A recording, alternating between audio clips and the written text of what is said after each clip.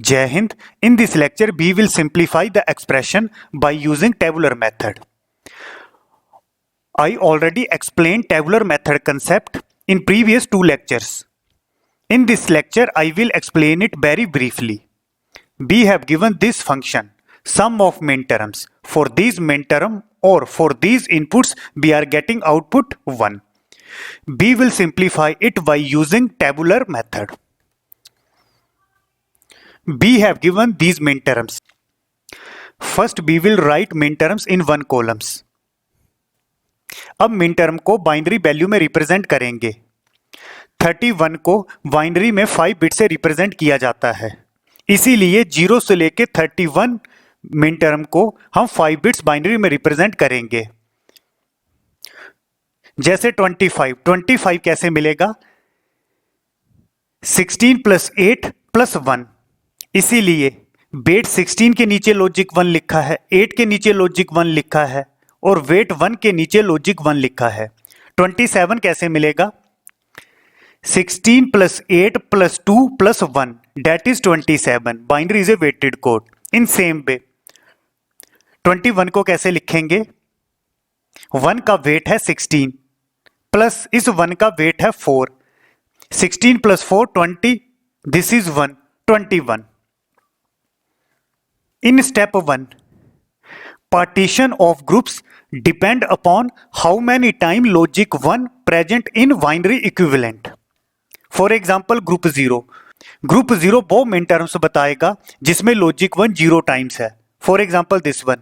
इस केस में logic 1 0 times है. This is M0 minterm and this is a corresponding binary representation for M0. Same group 1 में वो minterms आएंगे जिसमें लॉजिक 1 टाइम्स होगा. M1 मिनटर्म में लॉजिक 1 टाइम्स है. M2 मिनटर्म इसमें लॉजिक 1 टाइम्स है. M8 मिनटर्म इसमें लॉजिक 1 टाइम्स है. These are the binary values for corresponding minterms. Same group 2 में वो मिनटर्म आएंगे जिसमें लॉजिक 1 2 टाइम्स होगा. M9 में लॉजिक 1 2 टाइम्स है. M17 में लॉजिक 1 2 टाइम्स है. M24 में लॉजिक 1 2 टाइम्स है. इसी तरह से ग्रुप 3 में वो मिनटर्म्स होंगे जिनमें लॉजिक 1 3 टाइम्स होगा. M21 में लॉजिक 1 3 टाइम्स है. 1 2 3. इसी तरह से M25 में लॉजिक 1 3 टाइम्स है. And these are the binary representation for corresponding minterms. This is a group 4.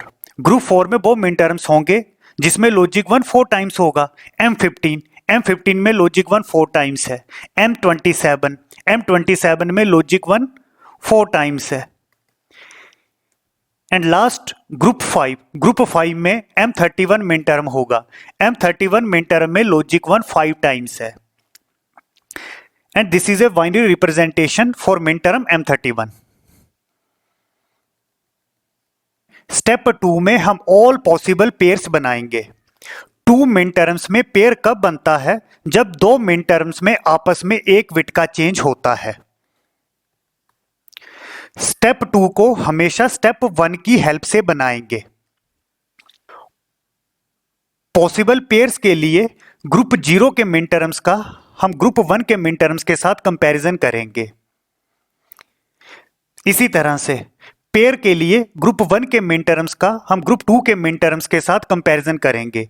Group 2 के मिनटर्म्स का हम ग्रुप 3 के मिनटर्म्स के साथ कंपैरिजन करेंगे और ग्रुप 3 के मिनटर्म्स का हम ग्रुप 4 के मिनटर्म के साथ कंपैरिजन करेंगे and so on.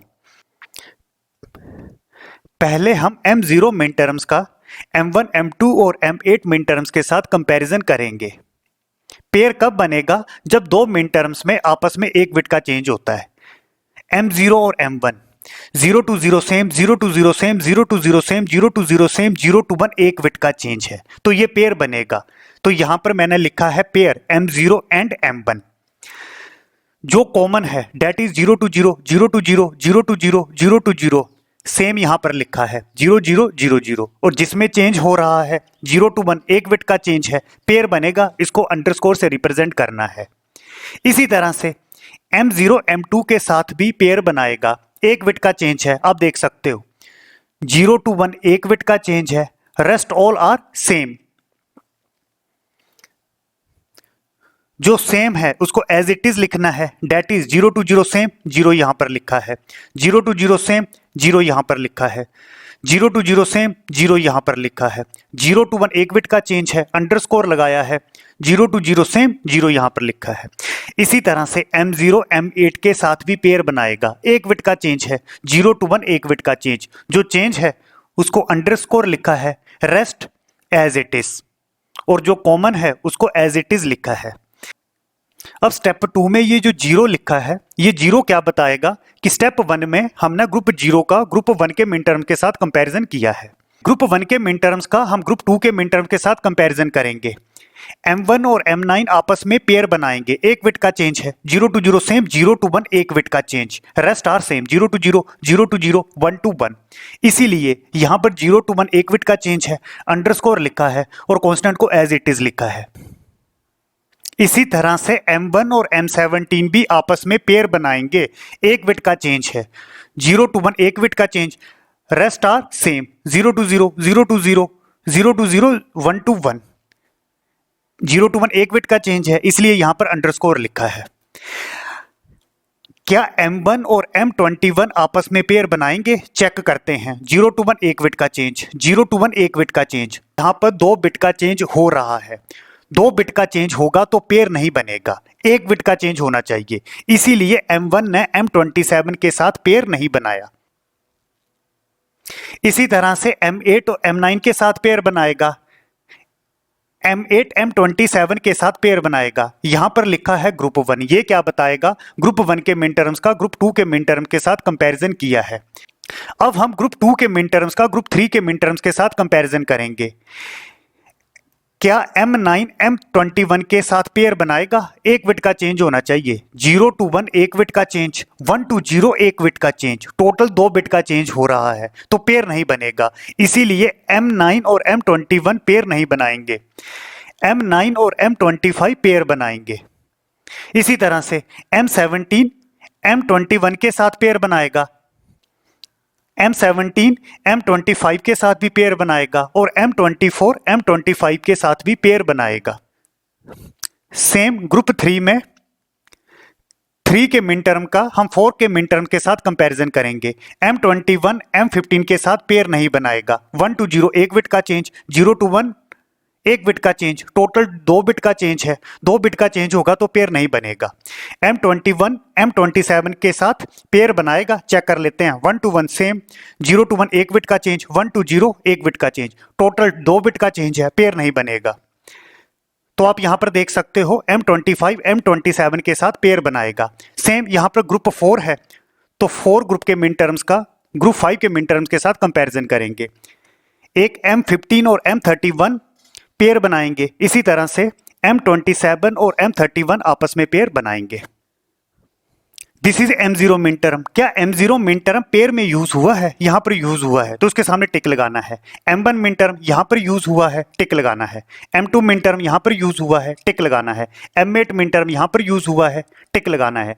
M9 min term यहां पर यूज हुआ है, टिक लगाना है। M17 यहां पर यूज हुआ है, टिक लगाना है। M24 यहां पर यूज हुआ है, टिक। M21 यहां पर यूज हुआ है, टिक लगाना है। M25 यहां पर यूज हुआ है, M15 यहां पर यूज हुआ है, टिक लगाना है। M27 मिन टर्म पेयर में यूज हुआ है, टिक लगाना है। M31 मिन टर्म पेयर में यूज हुआ है, टिक लगाना है। स्टेप 3 को हम स्टेप 2 की हेल्प से बनाएंगे। 2 पेयर आपस में क्वाड कब बनाएंगे? जब 2 पेयर्स में आपस में एक बिट का चेंज होगा। स्टेप 2 के ग्रुप 0 के पेयर्स का हम ग्रुप 1 के पेयर के साथ कंपैरिजन करेंगे। इसी तरह से ग्रुप 1 के पेयर्स का हम ग्रुप 2 के पेयर के साथ कंपैरिजन करेंगे एंड सो ऑन। पहले हम स्टेप 2 के ग्रुप 0 और ग्रुप 1 को कंसीडर करते हैं। क्वाड कब बनेगा? 2 कंडीशन सेटिस्फाई होनी चाहिए। पहली तो 2 पेयर्स में एक बिट का चेंज होना चाहिए और सेकंड ये जो अंडरस्कोर है इसकी लोकेशन सेम होनी चाहिए।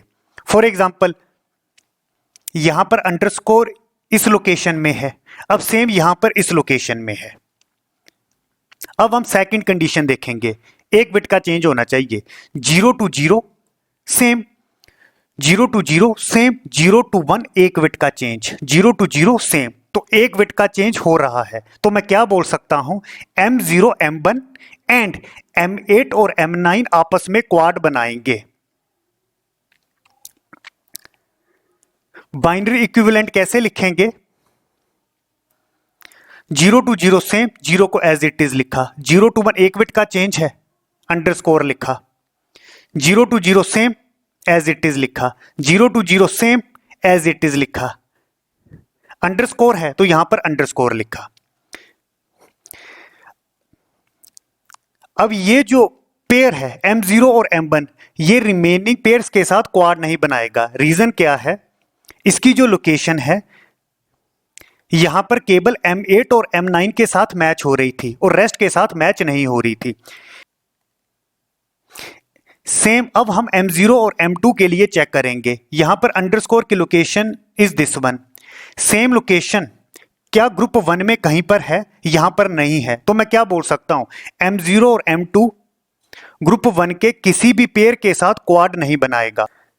इसी तरह से अब हम पेयर M0 और M8 के लिए चेक करेंगे। पहले तो हम अंडरस्कोर की लोकेशन देखेंगे, दिस वन, सेम लोकेशन यहां पर है। अब सेकंड कंडीशन देखेंगे, एक बिट का चेंज होना चाहिए, 0 to 0 same, 0 to 0 same, 0 to 0 same, 0 to 1 एक बिट का चेंज, तो ये दो पेयर आपस में क्वाड बनाएंगे, M0 M8, M0 M8, M1 M9, M1 M9। Binary equivalent कैसे लिखेंगे, 0 to 0 सेम, अंडरस्कोर, 0 0 जो कांस्टेंट है एज इट इज लिखा, 0 to 1 एक बिट का चेंज है, अंडरस्कोर लिखा। अब यहां पर 0 क्यों लिखा है, हमने यहां पर ग्रुप 0 के पेयर्स का ग्रुप 1 के पेयर्स के साथ कंपैरिजन किया है। इसी तरह से अब हम ग्रुप 1 के पेयर्स का ग्रुप 2 के पेयर्स के साथ कंपैरिजन करेंगे।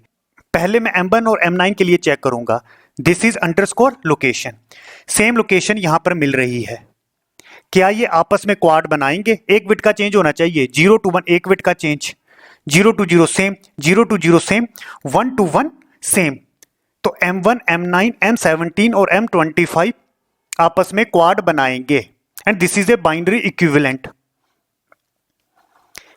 यहां पर 0 to 1 एक बिट का चेंज था तो अंडरस्कोर लिखा, दिस इज अंडरस्कोर और यहां पर कॉमन 0 0 1। इसी तरह से अब हम M1 और M17 के लिए चेक करेंगे, this is underscore location, same underscore की लोकेशन यहां पर है।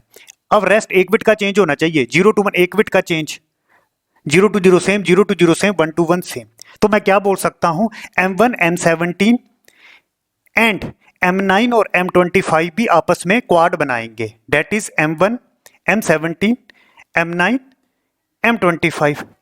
अब क्लास ऑलरेडी ये जो मिन टर्म्स है यहां पर यूज हो चुके हैं, तो इसको दोबारा से लिखने की जरूरत नहीं है। अगर आप इसका बाइनरी रिप्रेजेंटेशन भी लिखोगे तो सेम हमें यही मिलेगा। इसी तरह से अगर मैं M8 और M9 के लिए चेक करता हूं, पहले तो अंडरस्कोर की लोकेशन सेम होनी चाहिए, यहां पर लोकेशन सेम हो रही है, इन तीन के साथ तो नहीं हो रही है, तो इन तीन के साथ तो क्वाड नहीं बनेगा।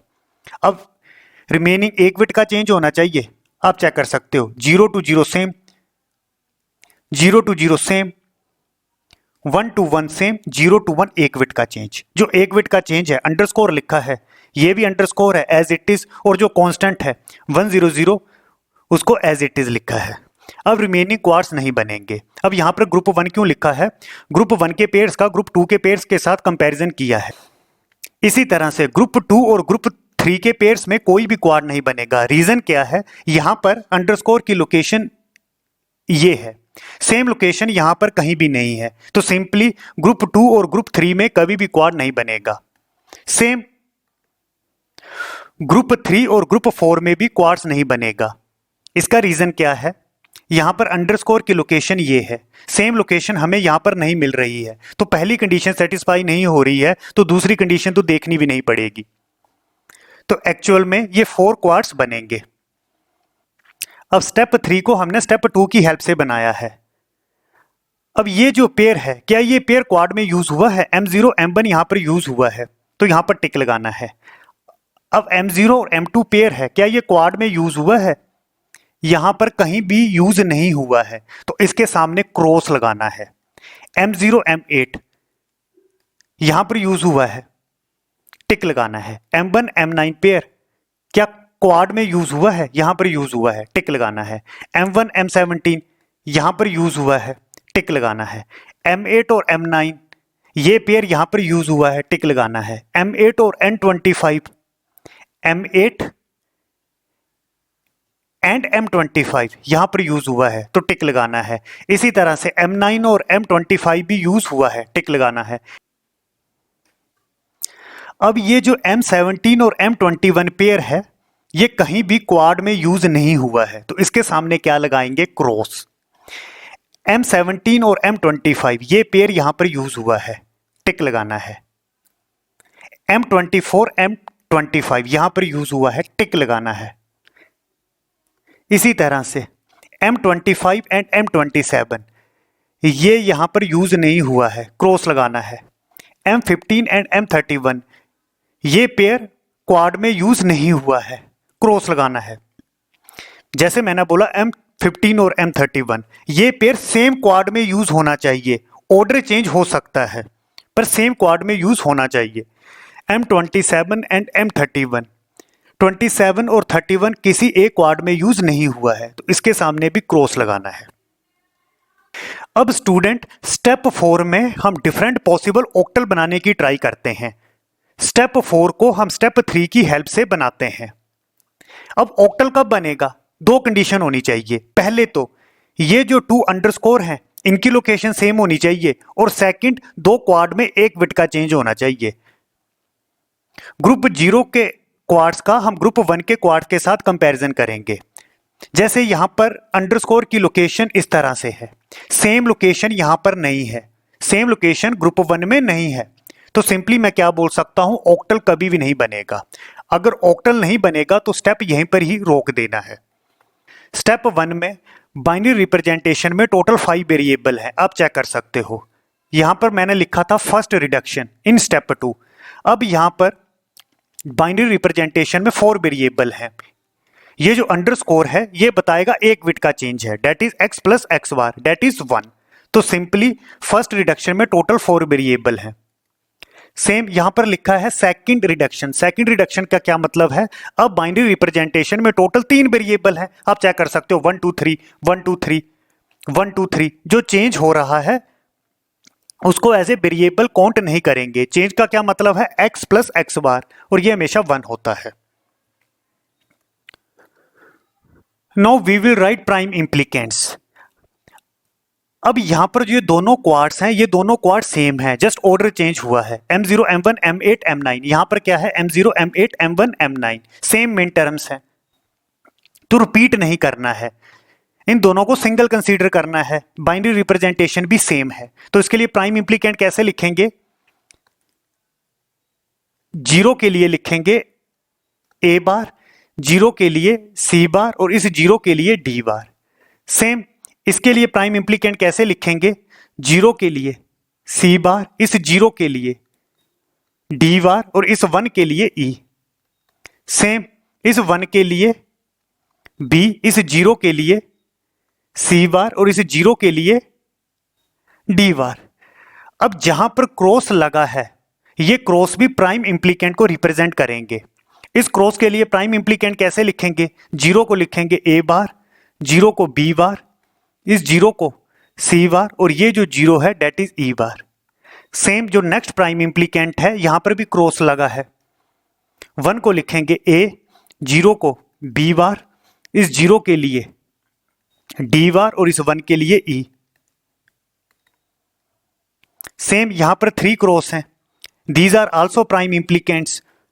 1 as a A, this 1 as a B, this 0 as a C bar, and this 1 as a E. Same for this prime implicant B, C, D, E. For this prime implicant 1 as a A, this 1 as a B, 1 as a D, and this 1 as a E. तो total there are 8 prime implicant 1 2 3 4 5 6 7 8। Now we will draw prime implicant chart. इस column में हमें prime implicant लिखने हैं। Total there are 8 prime implicant अभी जो हमने calculate किए हैं। This is minterm involve. What is the meaning of minterms involve? इस प्राइम इम्प्लीकेंट्स के लिए जो मेन टर्म है वो है m0 m8 m1 m9 m0 m1 m8 m9। इसी तरह से इस प्राइम इम्प्लीकेंट के लिए जो मेन टर्म है 19 17 25 19 17 25। इस प्राइम इम्प्लीकेंट के लिए 8 9 24 25 8 9 24 25। इसी तरह से इस प्राइम इम्प्लीकेंट के लिए जो मेन टर्म है वो है 17 21। इसके लिए है m0 m1। सेम ये सब कुछ मैंने यहां पर टेबल पे लिख दिया है। अब जो हमें क्वेश्चंस में मिन टर्म्स दिए थे वो सारे के सारे मिन टर्म्स हमने यहां पर लिखना था। ये मिन टर्म्स हमें क्वेश्चन में लिखे थे। इस प्राइम इम्प्लीकेंट के लिए जो मिन टर्म इन्वॉल्व है 0189 0189 के सामने क्रॉस लगाना है। इसी तरह से इस प्राइम इम्प्लीकेंट के लिए जो मिन टर्म है वो है 19 17 25 19 17 25 के लिए क्रॉस लगाना है। इस प्राइम इम्प्लीकेंट के लिए 8 9 24 25 के लिए क्रॉस लगाना है। इस प्राइम इम्प्लीकेंट के लिए 25 27 के सामने क्रॉस लगाना है। इसी तरह से इस प्राइम इम्प्लीकेंट के लिए 15 और 31 के सामने क्रॉस लगाना है। 15 और 31 के सामने क्रॉस लगाना है। इस प्राइम इम्प्लीकेंट के लिए 27 और 31 के लिए क्रॉस लगाना है। 27 के लिए क्रॉस 31 के लिए क्रॉस। इसी तरह से इसके लिए m0 एंड m2 और जो लास्ट में प्राइम इम्प्लीकेंट है 17 and 21। Now we will calculate essential prime implicant. जिस कॉलम के लिए सिंगल क्रॉस होगा हमने उसको सर्कल करना है। जैसे यहां पर 15 मिन टर्म के लिए सिंगल क्रॉस है, सर्कल लगाना है। इसी तरह से 21 मिन टर्म के लिए सिंगल क्रॉस है, सर्कल लगाना है। इसी तरह से 2 मिन टर्म के लिए सिंगल क्रॉस है, सर्कल लगाना है। सेम M24 मिन टर्म के लिए सिंगल क्रॉस है, सर्कल लगाना है। अब जहां पर सर्कल लगाया है इसके सामने जो मिन टर्म है this is essential prime implicant.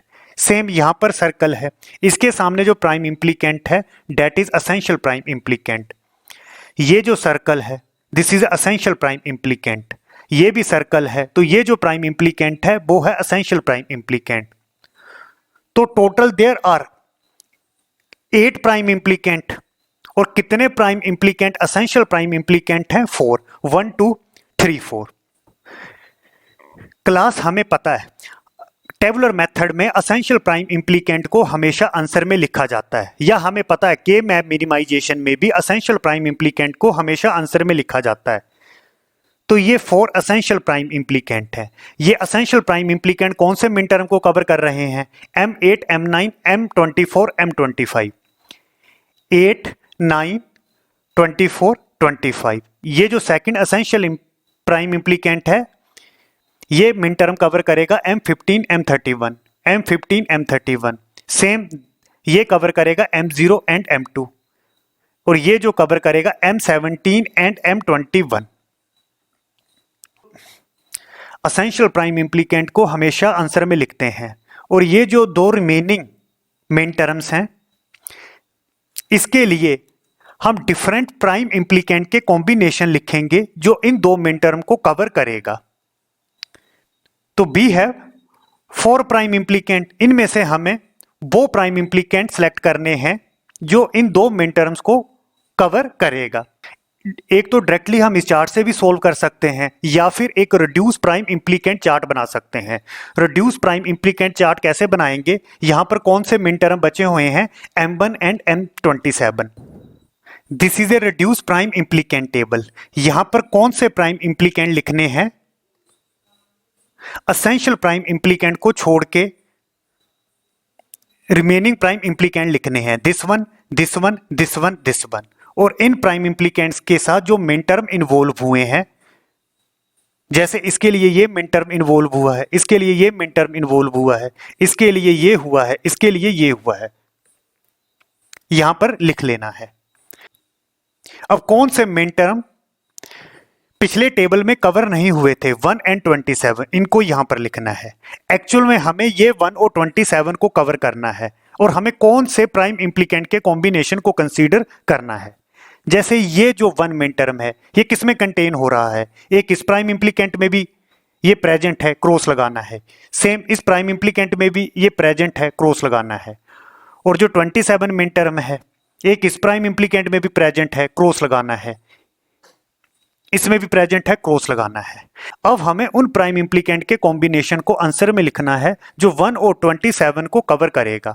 जैसे 1 इन दो प्राइम इम्प्लीकेंट में कवर हो रहा है, अब कौन सा हमें सिलेक्ट करना है ये डिपेंड करेगा कि मिनिमम मिन टर्म किस में इन्वॉल्व हो रहे हैं। इसमें 4 मिन टर्म इन्वॉल्व हैं, इसमें भी 4 मिन टर्म इन्वॉल्व हैं। अब हम डिसाइड नहीं कर सकते, अगर एक में मिन टर्म कम यूज होते, फॉर एग्जांपल जैसे इसमें 2 ही मिन टर्म यूज होते, तब हमने इसको सिलेक्ट कर लेना था। मेन मोटिव हमारा टेबुलर मेथड में मिनिमाइजेशन करना होता है। अब इन दोनों में हम कोई भी सिलेक्ट कर सकते हैं, हमारे पास चॉइस है। अगर मैं इसको P एज्यूम कर लेता हूं और इसको Q। इसी तरह से 27 के लिए हम कौन से प्राइम इम्प्लीकेंट के कॉम्बिनेशन सिलेक्ट कर सकते हैं, इसको भी कंसीडर कर सकते हैं, इसको भी कंसीडर कर सकते हैं। अब दोनों के पास सेम मिन टर्म्स है, अब यहां भी हमारे पास चॉइस होगी। 27 के लिए इन दोनों में से हम कोई भी एक सिलेक्ट कर सकते हैं। अगर इसको मैं R ले लेता हूं, इसको S ले लेता हूं, तो आंसर कैसे लिखेंगे। टेबुलर मेथड की मिनिमाइजेशन में एसेंशियल प्राइम इम्प्लीकेंट हमेशा आंसर में प्रेजेंट होते हैं। जब हमने के मैप से भी मिनिमाइजेशन करते थे तो एसेंशियल प्राइम इम्प्लीकेंट हमेशा आंसर में प्रेजेंट होते थे। टोटल एसेंशियल प्राइम इम्प्लीकेंट कितने हैं, 4, 1 2 3 4, जो हमने यहां पर कैलकुलेट किया था, 1 2 3 एंड 4। अब 127 मिन टर्म के लिए हम क्या क्या कॉम्बिनेशन ले सकते हैं, P प्लस R भी ले सकते हैं। P की वैल्यू क्या होगी, दिस वन, और R की वैल्यू दिस वन। और ये जो 4 एसेंशियल प्राइम इम्प्लीकेंट हैं इनको एज इट इज लिखना है, प्लस P एंड S भी ले सकते हैं इसी तरह से। और 4 एसेंशियल प्राइम इम्प्लीकेंट प्लस 1 को हम Q से भी सिलेक्ट कर सकते हैं, प्लस 27 को R से भी सिलेक्ट कर सकते हैं, और 1 को Q से भी सिलेक्ट कर सकते हैं, और 27 को S से भी सिलेक्ट कर सकते हैं। आंसर में इन 4 में से कोई एक हो सकता है, तो हमारे पास यहां पर चॉइसेस हैं। एक्चुअल में these 4 are essential prime implicant, और जहां पर चॉइसेस मिलती हैं ऑलरेडी मैं डिस्कस कर चुका हूं, जहां पर हमें चॉइसेस मिलती हैं these are selective prime implicant. तो एक्चुअल में ये प्राइम इम्प्लीकेंट हैं selective prime implicant P Q R S। और टोटल प्राइम इम्प्लीकेंट कितने हैं, 8, 1 2 3 4 5 6 7 8। तो मैं लास्ट में क्या बोलूंगा, prime implicants are 8, essential prime implicants are 4, और जो रिमेनिंग है that are selective prime implicant 4 4 + 4 8।